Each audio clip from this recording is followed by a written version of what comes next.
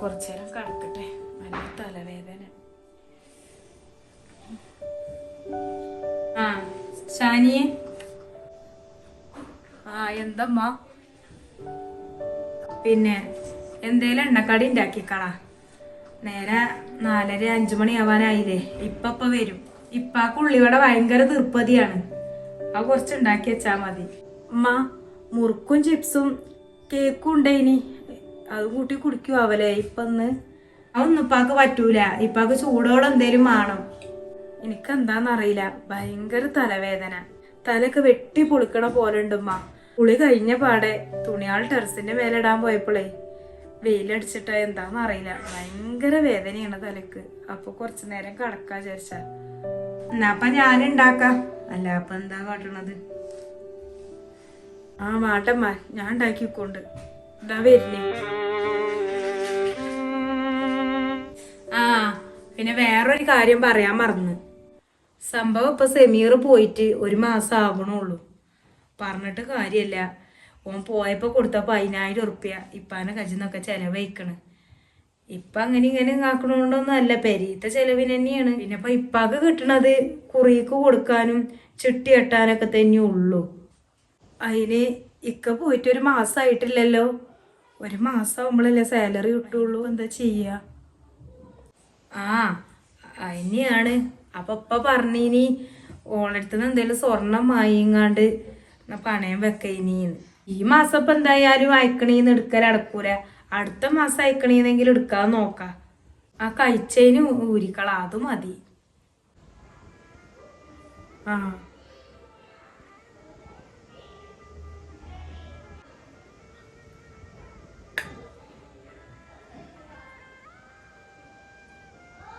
ഇതമ്മ എന്നങ്ങോട്ട് കാട്ട്.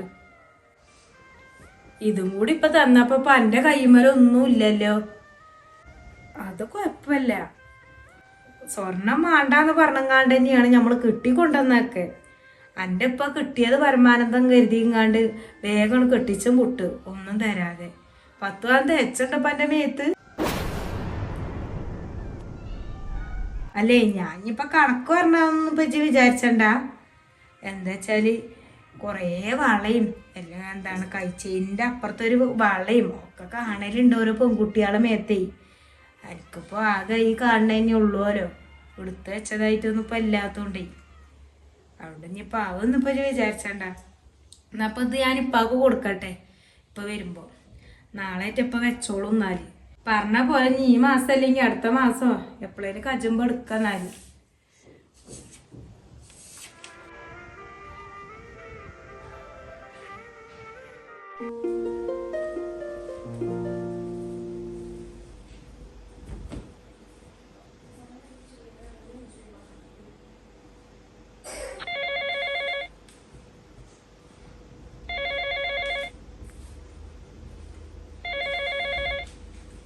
Hello ഷാനിയെ, അസ്സലാമലൈക്കും. വലൈക്കും അസ്സലാം. എന്താ മട്ടിൻ്റെ ഒരു വിവരവും ഇല്ലല്ലോ. എന്താ വർത്താനം? സുഖല്ലേ? വർത്താനം എന്താന്നിപ്പോ ഞാനും ബാക്ക് പറഞ്ഞു തരേണ്ട ആവശ്യമുണ്ടാവും. ചെറുതിൽ എന്നെ പിടിച്ചിങ്ങാണ്ട് കെട്ടിച്ച് വിട്ടിട്ടേ ഇപ്പൊ എന്താ സുഖാണോ എന്താ വർത്താനെന്ന് നമുക്ക് നാണുണ്ടമ്മ എന്നോട് അങ്ങനെയൊക്കെ ചോദിക്കാന്. ഉമ്മാന്റെ കുട്ടീൻ്റെ ദേഷ്യം ഇപ്പോഴും മാറിയിട്ടില്ലല്ലേ? എങ്ങനെ ഉമ്മ ദേഷ്യം മാറുക? എന്തായാലും ഇപ്പാക്ക് സമാധാനായിക്കോലെ അല്ലേ? ഇന്റെ കാര്യങ്ങളൊന്നും നോക്കണ്ടല്ലോ ഇപ്പൊ. മോളെ അങ്ങനെ പറയല്ല അമ്മട്ടി. ഇപ്പ തന്നെയല്ല ഇത്രയും കാലം ഉമ്മാൻ്റെ കുട്ടീനെ നോക്കിയത്. ഇപ്പാക്കും ഇടങ്ങാറുണ്ട്. ഉപ്പാക്കും ഉമ്മാൻ്റെ കുട്ടീൻ്റെ കാര്യം ആലോചിച്ചിട്ട് ഇടങ്ങാറ് തന്നെയാണ്. എനക്കറിയില്ല ഉമ്മാൻ്റെ അവസ്ഥ. ഒരു കൂട്ടിൽ ഇങ്ങനെ അടച്ചിട്ട പോലെയാണ് ഉമ്മാൻ്റെ ജീവിതം.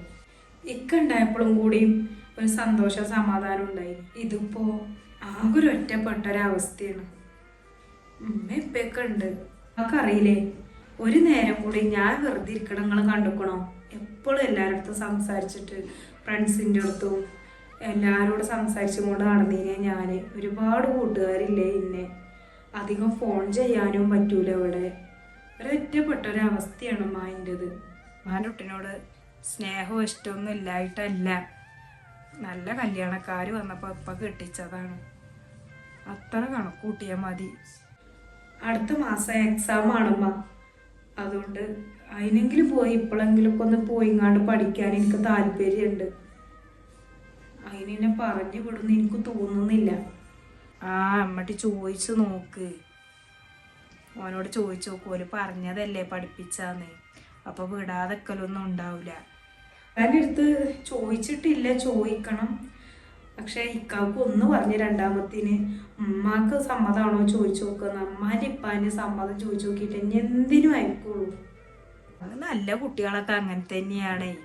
ഓൻ നല്ലൊരു ചെക്കനാണല്ലോ. പാപ്പാനോടും ഉമ്മാനോടും ചോദിച്ചെങ്ങാണ്ട് എന്നെ ഒക്കെ ചെയ്യാൻ പറ്റുള്ളൂ. ഒരു മകനല്ലേ, പോനോ എൻ്റെ പാപ്പാനോടും ഉമ്മാനോടും പിന്നെ ഒന്ന് ചോദിച്ചാതൊക്കുവോ. ഉമ്മാൻ്റെ കൂടെ ഒരു കല്യാണത്തിനോ ഒന്ന് ടൗണിലേക്കോ ഹോസ്പിറ്റലിലേക്കോ ഉമ്മാൻ്റെ കൂടെ പോകണം എന്നുണ്ടെങ്കിൽ പോലും ഉമ്മ പറയണ ഡ്രസ്സ് ഇട്ട് വേണം പോവാൻ. ആ ഒരവസ്ഥയാണ്. കൂടുതൽ ഫോണിൽ സംസാരിക്കാൻ പാടില്ല, അയൽവക്കത്തൊന്നും പോയി കണ്ട് സംസാരിക്കാൻ പാടില്ല, ഒക്കെ പ്രശ്നമാണ്. അതിന് ഉമ്മാൻ്റെ കുട്ടി പണിയൊക്കെ കഴിഞ്ഞാലേ അയൽവക്കത്തൊക്കും ഫോണിലൊന്നും കളിച്ചണ്ട. ബുക്കൊക്കെ അങ്ങോട്ട് കൊണ്ടുപോയിക്കണമല്ലോ, അത് ഇരുന്ന് പഠിച്ചോണ്ടേ. അത് പഠിച്ചിട്ടുണ്ട് എന്നുള്ളതൊക്കെ ഉമ്മാക്ക് അറിയാം. പിന്നെ 4 മണിക്ക് എണീക്കണം അമ്മ. ഒക്കെപ്പാട് ആലോചിക്കുമ്പോൾ എനിക്ക് നിങ്ങളോട് ദേഷ്യം വരികയാണ്.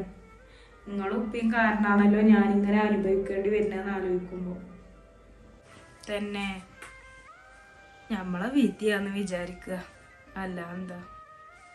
എന്തായാലുമേ ഓൻ പറഞ്ഞ പോലെയൊക്കെ കാട്ടിക്കളം മട്ടി.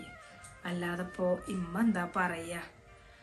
ഒരു വാപ്പാരും ഉമ്മാരും സ്വന്തം മക്കളെ ഒരു ചതിക്കുയിൽ കൊണ്ടുപോയി വിടൂലല്ലോ.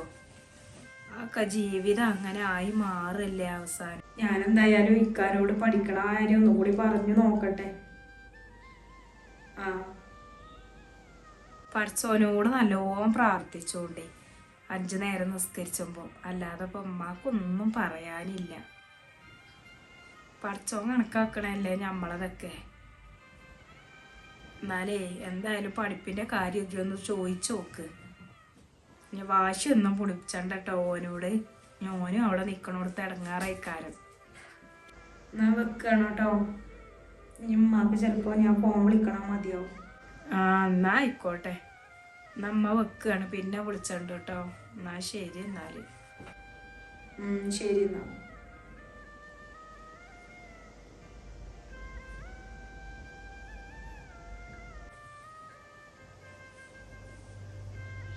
പഠിച്ചോനെ ഇഞ്ച കുട്ടീൻ്റെ ജീവിതം ഹൈറും വർക്കത്തുള്ളതാക്കി കൊടുക്ക്.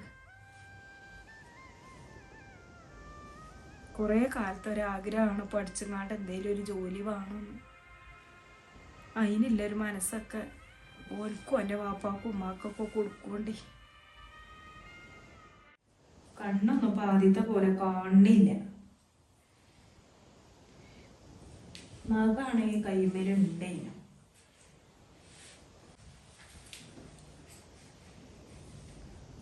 ഉമ്മ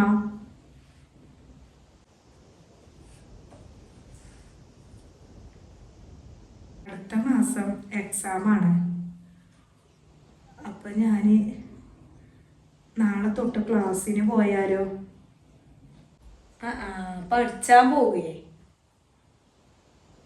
അതൊന്നും വേണ്ട. പോനോട് ചോദിച്ചോ? ഇക്കാനോട് ഞാൻ ചോദിച്ചീനി. അപ്പോൾ ഇമ്മ എന്താ പറയണ നോക്ക്, ഉമ്മാനോട് ഉപ്പാനോട് ചോദിച്ചു നോക്കുന്നാ പറഞ്ഞത്. പിന്നെ എല്ലാത്തിനും പിന്നെ ഉമ്മാനോട് ഉപ്പാനോട് ചോദിച്ചിട്ട് എൻ്റെ കുട്ടി പണ്ടേ ഒരു തീരുമാനം എടുക്കുള്ളൂ. ഒറ്റക്കൊരു തീരുമാനം ഈ കാലം വരെ കൊടുത്തിട്ടില്ല. എന്തായാലും ഇപ്പോൾ പോകാൻ നിൽക്കണ്ട. ഇജിപ്പാണ് പോയാൽ ഇവിടുത്തെ പണിയും കാര്യങ്ങളൊക്കെ പിന്നെ ആരെടുക്കല്? അതിനുമ്മ ഞാൻ 9 മണിയാകുമ്പോഴത്തേന് എല്ലാ പണികളും തീർത്തോണ്ട് അരമണിക്കൂറല്ലേ യാത്ര. അപ്പോൾ ഒരു 8:30 അറിഞ്ഞാൽ ഒരു 9, 10, 9 മണീൻ്റെ ഉള്ളിൽ ഞാൻ അവിടെ എത്തും. സ്പീഡിലെടുത്താൽ എളുപ്പം പണികൾ തീരുമല്ലോ. പിന്നെ 3:30 വരാം. 3:30 ആകുമ്പോഴത്തേന് ഇവിടെ എത്തും. പോയാലമ്മ ഒന്നും പറ്റൂല. ചോറൊക്കെ അത്ര രാവിലെ ഉണ്ടാക്കി വെച്ചാലേ തണുപ്പേക്കാരം. പിന്നെ മറ്റാ റൈസ് കുക്കർ എന്താ കുന്തൊന്നും അതൊക്കെ വെറുതെയാണ്. അപ്പൊക്കെ എപ്പോഴേ ഉണ്ടാക്കി തിന്നണ ആ ഒരു സുഖമൊന്നും കിട്ടൂല. പിന്നെ രണ്ടാമത് ചൂടാക്കി ഉണ്ടാക്കിയ കറിയൊന്നും. ഞാൻ പറയുമ്പോൾ ഇപ്പച്ച് പോണ്ട, അതാ നല്ലത്. എന്തമ്മ ഇനി ഇതും കൂടി പൂർത്തിയാക്കിയാൽ പഠിപ്പ് തീരും. പിന്നെ എനിക്ക് എന്തെങ്കിലുമൊക്കെ ഒരു ജോലിക്ക് പോകാലോ. രാവിലെ നേരം വെളുത്താൽ ഇപ്പം പണിക്കൂ. പിന്നെ ഇച്ചൊന്ന് വെച്ചാതെ ആകെ കാലുവേദന എവിടെയെങ്കിലൊക്കെ ഒന്ന് തട്ടിത്തടഞ്ഞ് മുക്കുകയും ചെയ്താൽ ഒരാളും വേണ്ട ഈ പേരൻ്റെ ഉള്ളിൽ. അതുകൊണ്ടാണ് ഇപ്പോൾ കാര്യമായിട്ട് ഓനെ കൊണ്ട് പെണ്ണൊട്ടിച്ചേക്കണേ എന്നെ. പിന്നെ ഇപ്പോൾ പരീക്ഷ എഴുതി അടങ്ങുള്ളൂ എന്നുണ്ടെങ്കിൽ ആ പരീക്ഷൻ്റെ അന്നാണ് പോയിക്കോണ്ടി എത്ര ദിവസം വെച്ചാൽ. അല്ലാതെ പഠിച്ചാൽ ഇനിയിപ്പോൾ ഒരു മാസേ 1-2 ദിവസമാണെങ്കിൽ തിരക്കടില്ല. പോട്ടെ ഒരാഴ്ചയാണെങ്കിലും തിരക്കടില്ല. അതൊന്നും നടക്കൂല. ഈ ഒരു മാസല്ലേ ഇത് എളുപ്പം അങ്ങോട്ട് തീരൂലേ. പിന്നെ ഇപ്പം പഠിച്ചാന്ന് പറഞ്ഞങ്ങാണ്ട് തന്നെയാണ് എല്ലാ പേരെയൊന്നും പെൺകുട്ടികളെ കെട്ടിക്കൊണ്ടല്ലേ. ആരപ്പോൾ പോകുക? ആരെങ്കിലും പോലുണ്ടോ? പറഞ്ഞു വെക്കലും ഇല്ല. ഇവിടെ ഇപ്പം നമ്മളെ മൂസിനാനെ +1 കെട്ടിക്കൊണ്ടേക്കണം. ആ കുട്ടിക്ക് +2 പഠിച്ചാൽ മതി എന്നുള്ളതിന് പൂതി. +2 പരീക്ഷ അത് നടന്നോ? ഓല് അറിഞ്ഞ് അതൊന്നും പറ്റൂല. പിന്നെ കൊണ്ട് ചെന്നതാണ് കണക്കുമായി. പിന്നെ പത്തൊന്നും പറയും വേണ്ടല്ലോ. അതുകൊണ്ട് മക്കളെ കാര്യത്തിലില്ലാത്ത ഇപ്പം മരിക്കളെ കാര്യത്തിലും ഇപ്പം ചില്ല. എന്നാലും ഇന്നത്തെ കാലത്ത് ഒരാളെ നയിച്ചാലൊന്നും എവിടെ എത്തൂലല്ലോ അമ്മ. പഠിച്ച് ഒരു ജോലിയായി കിട്ടിയാൽ ഞമ്മക്ക് തന്നെയല്ലേ കാര്യം. ഇവിടെ ഇപ്പം ഇത്രയും കാലം ആണുങ്ങളെ നയിച്ചു കൊടുത്തിട്ടാണ് ഇവിടെ ജീവിതം കഴിഞ്ഞത്. ഇങ്ങനത്തെ ഒരു പേരും കൂടി ഉണ്ടാക്കിയതും ഇവിടുത്തെ ആളുകൾ നയിച്ചിട്ട് തന്നെയാണ്. അതുകൊണ്ട് ഇവിടുന്ന് അങ്ങോട്ടും അങ്ങനെ തന്നെ മതി. പിന്നെ ഇപ്പം പെൺകുട്ടികൾ കിട്ടാനില്ലാത്തത് കൊണ്ട് ഇനി ഇതിങ്ങനെയൊക്കെ തന്നെ പറച്ചിലുണ്ടാവുള്ളൂ. ഇനി അങ്ങോട്ടും ഞങ്ങൾ പഠിപ്പിച്ചാന്നൊക്കെ. പിന്നെ ഇപ്പം ആരാ കൂടുന്നത്? അതിപ്പോൾ ഒരു ന്യായീകരണമല്ല. ഞാൻ പറഞ്ഞ പോലെ എനിക്ക് ഇനി പരീക്ഷ മാത്രം എഴുതിയെടുക്കണം എന്നുണ്ടെങ്കിൽ ഇജ്ജ് പോയി കണ്ട് എഴുതിയെടുത്തോണ്ടി. ഇവിടെ ഇരുന്നിട്ട് കിട്ടണ പഠിപ്പൊക്കെ മതി.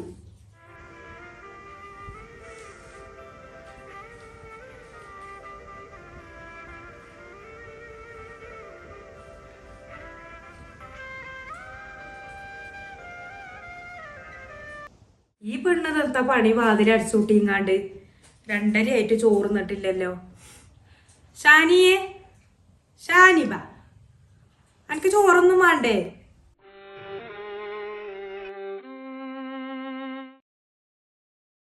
എന്താ പനിക്ക് പറ്റിയേ? എന്താന്നറിയില്ല, ഭയങ്കര തലവേദന. എനിക്ക് വേണ്ട തലവേദന. അതൊന്നല്ല ഇക്കാരം. അതിപ്പോൾ ഞാൻ ഇന്നാലും സ്കൂളിൽ കൊണ്ടാറിനീൻ്റെത് ഇക്കാരം.